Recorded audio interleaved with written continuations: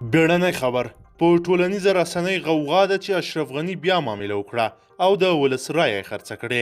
ولسمشر اشرف غني دوستم ته د مارشالي رتبه ورکوي. دغه خبرو او غوغا ته د ولسمشرۍ ماڼۍ غبرګون ولسمشرۍ ماڼۍ بیا داسې وایي. ویډیو راسره تر پایه وګورئ چې اصلي حقیقت څه ده. درنو لیدونکو که چیرې مو تر اوسه زموږ چینل نه وي سبسکرایب کړی زموږ چینل درسره سبسکرایب کړئ. ولسمشر ته نږدې سرچینې د غوغا په هکله تازه داسې وویلې. ولسمشر غني ته سرچینې وایي د څو ورځو راهیسې په فیسبوک کې د حکومت د ویش خبرې ډېرې ګرمې او تودې روانې دي.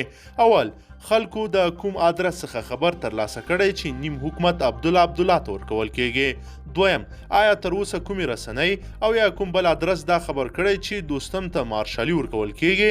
ولسمشر غني ته سرچینې وایي نه د چا سره حکومت نومیږي او نه چا سره مارشالي ورکول کیږي.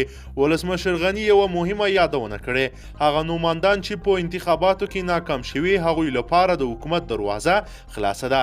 را دې شي او د حکومت سره دې کار وکړي. غني زیاتوي ولس په سختو شرایطو کې رایه ورکړې. هیڅکله به داسې ګام وانخلم چې د ولس د خفګان ذریعه وګرځي. هغه څه به کیږي چې د ولسونو خوښوي. ولس دې ډاډه اوسي چې هیڅ معامله به ونه شي. غوغاګانې شور ماشور چې پر فیسبوک جوړ و خبرې ټولې ولسمشرۍ ماڼۍ رد کړې. ملګرو تاسو څومره معلومات لرئ؟ آیا دا خبرې رښتیا دي؟ آیا رښتیا معامله نه ده شوې؟ که کوم نظرونه لرئ نو موږ سره حتما په کمنټ کې پرېږدئ او که چیرې غواړئ چې ورته تازه او مهمو پیښو څخه ځان ډېر ژر او په لنډو کې خبر کړئ زموږ چینل د سره سبسکرایب کړئ. ویډیو د سره لایک کړئ. تر بلې ویډیو مو په لوی رب سپارمه.